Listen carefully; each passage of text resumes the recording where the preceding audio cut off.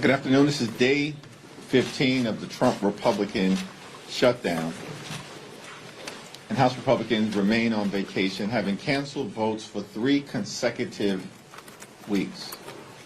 House Democrats are here, on duty, ready, willing, and able to do what's necessary to reach a bipartisan agreement that actually meets the needs of the American people, reopen the government, and address the Republican healthcare crisis that is crushing people all across the country. House Democrats have repeatedly made clear, as have Senate Democrats, that we will not support a partisan Republican spending bill that continues to gut the health care of the American people. We are here to address the serious needs of everyday Americans that have repeatedly been undermined throughout this year by Donald Trump and compliant Republicans in the House and the Senate. The Republican health care crisis is very real. The largest cut to Medicaid in American history. Hospitals, nursing homes, and community-based health centers are closing all across the country as a result of what Republicans have done in their one big ugly bill. The fact that Republicans continue to refuse to extend the Affordable Care Act tax credits means that tens of millions of Americans are about to experience dramatically increased premiums, co-pays, and deductibles that may double, triple, or quadruple, meaning many will pay thousands of dollars more per year, which will make their health care unaffordable. Republicans have also set in motion a $536 billion cut to Medicare that will occur at the end of the year if Congress doesn't act because of toxic provisions in their one big ugly bill. Medical research has effectively been halted in the United States of America. And Republicans are proposing dramatic cuts to the Centers for Disease Control and the National Institute of Health. We're witnessing an all-out Republican assault on the health care of the American people. It's unacceptable, it's unconscionable, and it's un-American. And that's why Democrats are standing up and fighting to decisively address this crisis that our Republican colleagues continue to visit on the American people. It's now my honor to yield to the distinguished whip, Catherine Clark. Thank you so much, Mr. Leader. Here we are again, another no-show week for Republicans, another week closer to the ACA open enrollment period, another week closer to a catastrophic GOP-made healthcare cliff. This is a solvable problem, but it is an urgent problem, and we need Republicans back in D.C. at the table and negotiating. And that needs to happen now. Despite what Mike Johnson says, we do not have an eternity to deal with this. Families are already finding out their premiums are about to skyrocket. Parents are realizing they cannot afford to stay insured. Let's take Shauna Verstegen. She's a mom of 2 in Wisconsin who says she is sick to her stomach because her monthly premiums are about to rise by $800 a month. That's $9,600 a year. And for what? So Republicans can cut taxes for the billionaire class at the expense of everyone else. And I mean everyone. This is not about party or ideology or geography. Let's ask Alan Reynolds, a proud Florida Republican. His wife has been notified that her premiums are going up $700 a month. Alan said, I voted for Trump. I did not expect this. We are hearing stories like this every single day.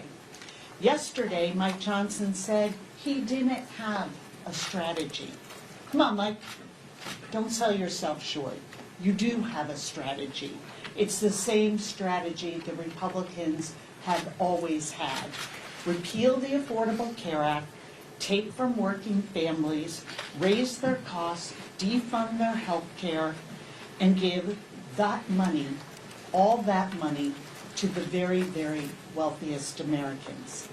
It is a losing strategy. It is an unpopular strategy. So, Mr. Speaker, for the sake of your own constituents and mine, why don't you try a new strategy? Come back to work, take a seat at the table, and let's stop this healthcare crisis you created before it's too late. And now it is my pleasure to yield to the outstanding chairman of our caucus, the gentleman from California, Pete Aguilar. Thank you, Whip Clark. And thank you, Leader Jeffries. As you know, as the whip just laid out, the Republican-controlled House has not voted since September 19th, nearly 1 month ago. And in that time, House Republicans have continued to be on vacation. They haven't been holding town halls. They haven't been finding out ways to reopen government, and they haven't been working to save Americans' health care. Republican Representative Kevin Kiley from California even called the Speaker's decision to adjourn the House embarrassing and the wrong decision. What have Trump and Republicans been doing for the last few weeks? Refusing to work with Democrats, digging in deeper into their anti-health care position, threatening federal workers, and even offering a bailout to Argentina to the tune of $40 billion in taxpayer money. Yesterday, the Speaker admitted that he didn't have a strategy, and when it came to his position, just that he would not negotiate. Well, Democrats have a strategy.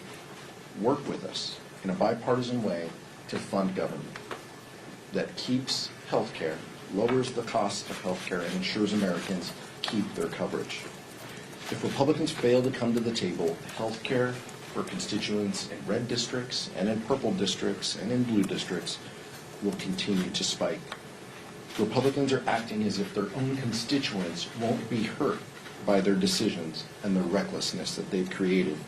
But the truth is, thanks to the big ugly law and the looming expiration of the ACA tax credits, everyone is going to see their health care costs increase.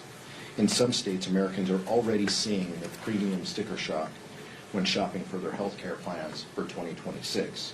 Soon, this will be rattling households all across the country. Enough is enough. It's time for Republicans to get serious, to work with us, to save health care. The country and their constituents are watching. Leader Jeffries. Thank you, Catherine. Thank you, Pete. Questions? Leader Jeffries. Me. Yeah. Thank you, first of all, for coming on Fox News. We really appreciate it. We hope it's the first of many more interviews to come. Second, just on the question that I asked you outside, this video, I don't know if you've seen so far, but there's this video circulating that shows a group of Democratic lawmakers go to the Speaker's office, mess with the signs in his foyer, and then one of the lawmakers can be seen yelling at one of the Capitol Police officers. I'm just wondering if you agree with that kind of fight. I know that Democrats are trying to fight, but also how would it feel if Republicans did that at your office? I haven't seen the video, so I'm not familiar with the characterization that you are presenting. Congresswoman Nanette Barragan has issued a statement on the incident, and I think her statement speaks for itself. But what do you think about it? Same answer. Have you spoken to the Congresswoman about the incident or U.S. Capitol Police? Briefly. Do you think any action should be taken on that if you speak with Capitol Police? Congresswoman Barragan has issued a statement as it relates to the matter. I look forward to a subsequent conversation with her, as well as the Capitol Police. I have nothing to say about the situation that I haven't seen unfold on video at this moment. I have it on video if you'd like to see, because I think other reporters are going to ask. Thanks a lot. Thank you, Leader Jeffrey. Given the recent court-issued restraining order against Representative Corey Mills, I just wanted to get your message, get any message from House Democratic leadership about kind of what does it say that your Republican colleagues have kind of remained silent or kind of dismissed the allegations that have come out against one of their members? Just what are your general thoughts about the situation? I want to yield to Captain Clark on this issue, but this is Domestic Violence Awareness Month.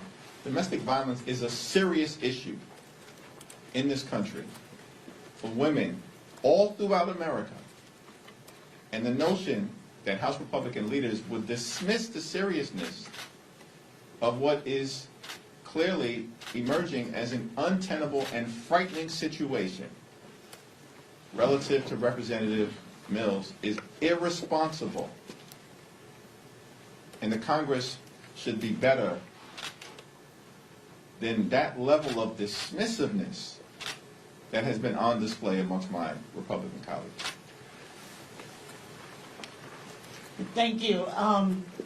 The allegations against Representative Mills are disturbing, but as the leader said, it is the response from Speaker Johnson that is not the first time of dismissing allegations, a restraining order that's been put in place as somehow not a serious question.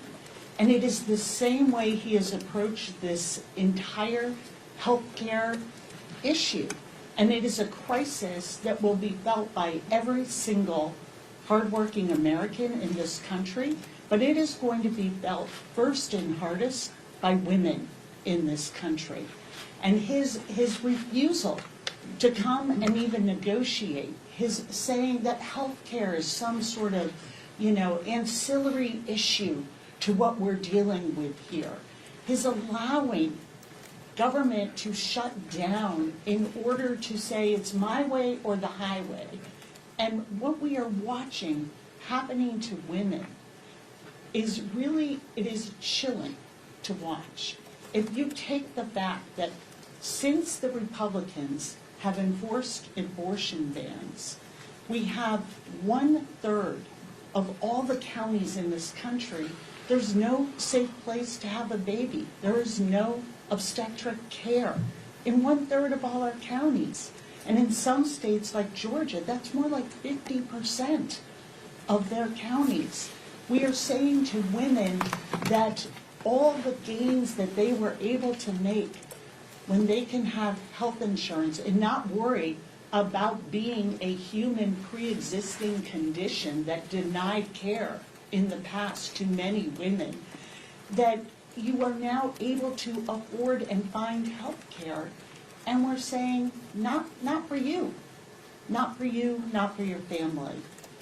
And when, about 40% of all births, and that's far higher in Mike Johnson's district, are covered by Medicaid. It's almost 65% of the births in Louisiana. And we're saying that, those cuts to Medicaid, this will just somehow trickle down from the billionaires and provide health care, reopen maternity wards across this country. We hear the dismissal. The American people hear the arrogance and the dismissal that is in all of this messaging.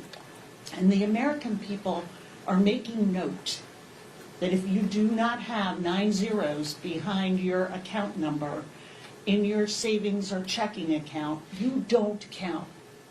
And that message to American women, and just writing off these serious allegations against a sitting member of Congress as something frivolous and a ridiculous question, speaks volumes of where they value their constituents, and especially women, in this month, as the leader pointed out, that it's Domestic Violence Awareness Month.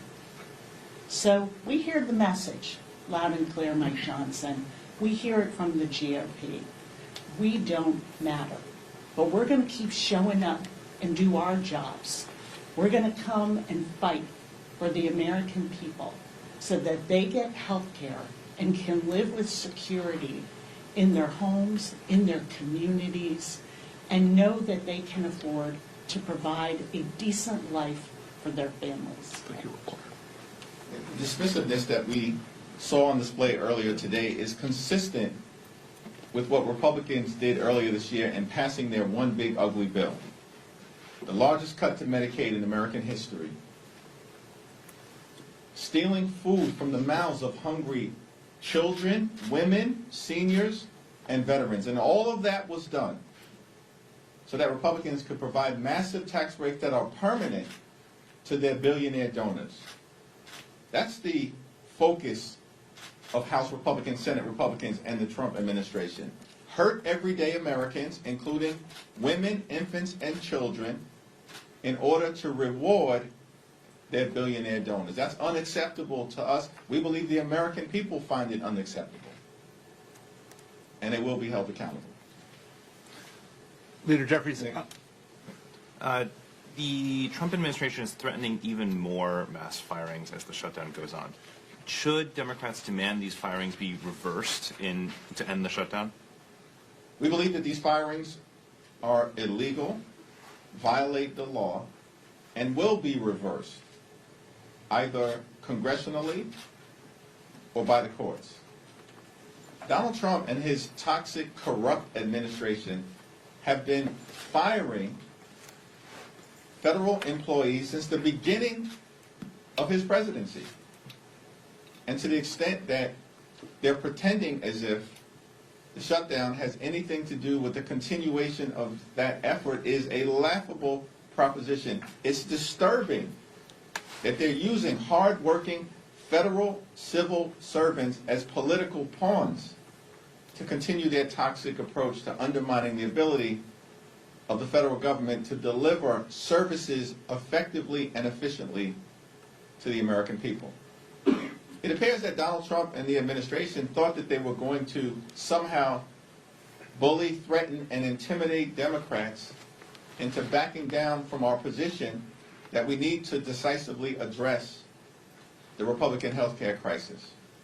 The Republican efforts to intimidate the American people have failed.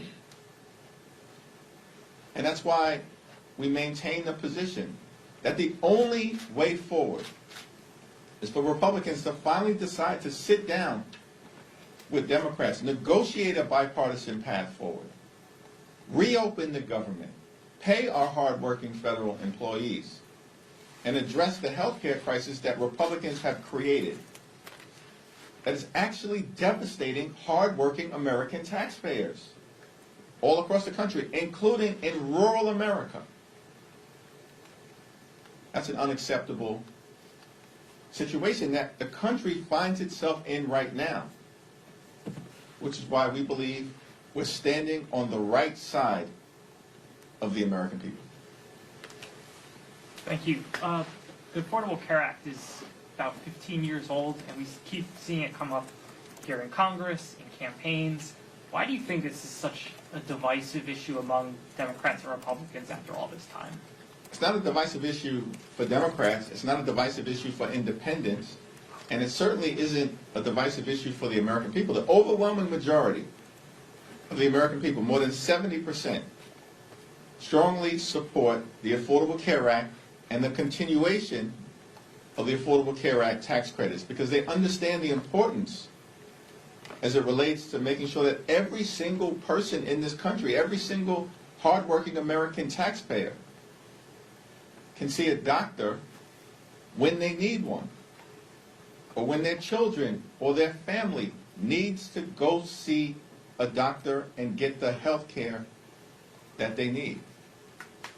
Republicans are the ones who have been continuously obsessed. They really need an intervention as it relates to their obsession connected to the Affordable Care Act. Republicans have now tried to repeal the Affordable Care Act more than 70 times over the last 15 years. They failed every single time.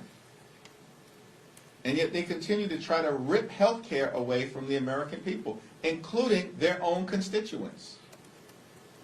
The top 5 states that benefit from their residents getting health care as a result of the Affordable Care Act tax credits are all states won by Donald Trump. They include West Virginia, Wyoming, Alaska, Tennessee, and Mississippi. 45% of the people who are on the Affordable Care Act right now are Republicans. 35% Democrats, and 20% independents. The Affordable Care Act should not be a partisan issue. It's an American issue. Healthcare is an American issue. Protecting hospitals, nursing homes, and community-based health centers, that's an American issue. Standing up for Medicare and Medicaid, as Democrats are doing, that's an American issue. And it's perplexing to us that Republicans refuse to spend a dime to protect the health care of the American people. But somehow the Trump administration found $40 billion to bail out a right-wing wannabe dictator in Argentina in ways that are also going to continue to hurt our soybean farmers in Iowa and in the Midwest. That's outrageous. This is corruption in real time. It's having serious consequences on the American people. Pete? Question? Leader Jeffries, will you attend a No Kings rally on Saturday? And what do you think of Speaker Johnson and other Republicans calling these Hate America rallies? I mean, it's extraordinary to me, and I want to defer to Pete and Catherine on this, but, you know, House Republicans are flailing. These people have been on vacation for 3 consecutive weeks. In fact, going back to the end of July, because of decisions made by House Republican leadership, the Congress has only worked for about 15 days. That's extraordinary. And then Republicans and Donald Trump shut the government down, and they're forcing hardworking federal civil servants to work without pay or to be furloughed. Like, Republicans are not serious about solving problems for the American people. They're creating problems. And so the effort to mischaracterize the rallies that are going to take place all across the country is part of the continued right-wing disinformation machine that is failing to persuade the American people as to what this shutdown is all about. And as a result, Republicans are falling apart. I'll be at a rally. I'll be holding an American flag in my hand as well. It seems that Speaker Johnson and House Republicans only believe that free speech matters if you agree with their speech. So my message to the American public is that's what Speaker Johnson feels. If you don't agree with him, you're un-American. So join us. We'll see you out there. And in California, we're going to continue to remind people about the importance of Proposition 50. I wouldn't ever politic from this lectern, but Californians understand what's at stake, and they understand an ability to push back against Donald Trump is on their ballot. And more importantly, these ballots are on their kitchen table. And so the importance of these rallies are, do you believe in pushing back? Do you believe in standing with us as we fight for health care? And do you believe that we should safeguard next year's election before Donald Trump tries to rig the election? Then you're a yes on 50. And so my message will be clear, but I'll be the one wearing red, white, and blue as well. Okay. Just think about where we are, where millions of Americans are coming out to say, we elect presidents, we don't have kings, and the Republicans are like, how un-American. I mean, just how, they are so blatant with their disregard for how our system works, for how our Constitution is put together, for how we are supposed to be a country that operates under the rule of law. And layer on top of that, that they are saying to the American people, if you are not extremely wealthy, you don't count. you don't count.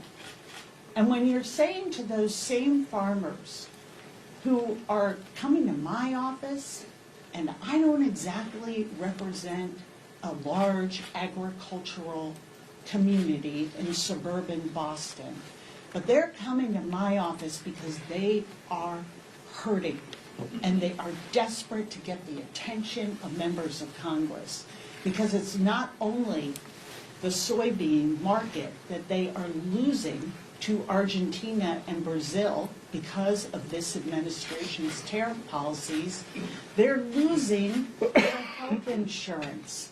Half of all family farms rely on the ACA, and this $40 billion could go a long way towards that tax credit that they've decided to take away. Their priorities are completely upside down. Why would they possibly double down on what they're sending to Argentina, take away health care from millions of Americans, and increase premiums for every American, and say that people coming together to peacefully protest is un-American?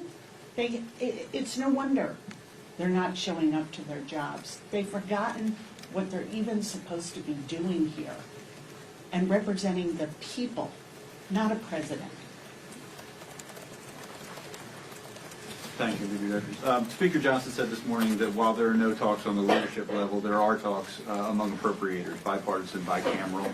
Can you give us an update on those talks? And is there any scenario where, if this thing keeps dragging on for weeks and weeks and weeks, that the Appropriations Committee could actually, and there would be no need for a stopgap because you could start passing individual appropriations bills, including addressing some of the issues that you're demanding?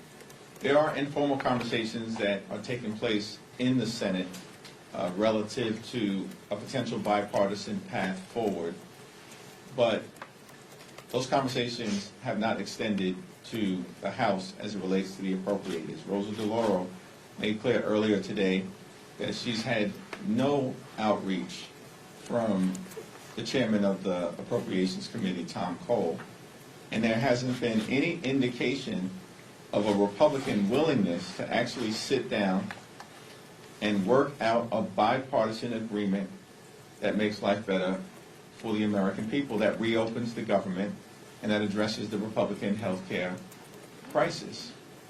That's challenging. This is day 15 of the government shutdown. And what we've gotten from Republicans is Donald Trump has spent more time on the golf course than he spent talking to Democrats about reopening the government. Mike Johnson and House Republicans have been on vacation for 3 weeks with no indication that they intend to come back, notwithstanding the fact they shut the government down, are hurting everyday Americans, and refuse to address the health care crisis that they've created. Yet somehow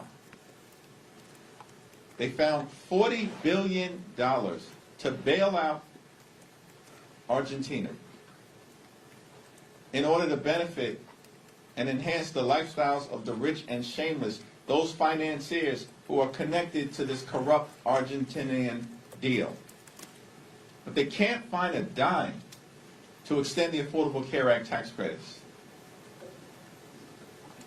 whose expiration is going to impact tens of millions of Americans. They can't find a dime. They can't be bothered to even sit down and have a conversation. In real time, the Republicans are showing the American people what they're all about. Cruelty is the point. And they only care about the wealthy, the well-off, and the well-connected. This is the Trump friends and family plan that's hurting the American people and has been since day one. It's the only thing they care about. They promised that costs would go down on day one. Costs haven't gone down here in America. Costs are going up. Inflation is going up. The Trump tariffs are causing thousands of dollars in additional expense for everyday Americans all across the country. Housing costs going up. Grocery costs going up. Electricity bills through the roof. And now people all across America, including in so many different rural communities, are about to experience dramatically increased health care costs that's unsustainable for them and for their families, and Republicans could care less. Thank you all. All right, can I just follow up real quick? Are you being appraised at all on the informal Senate talks that you Yes. just referenced? Are they Yes. making progress? Yes.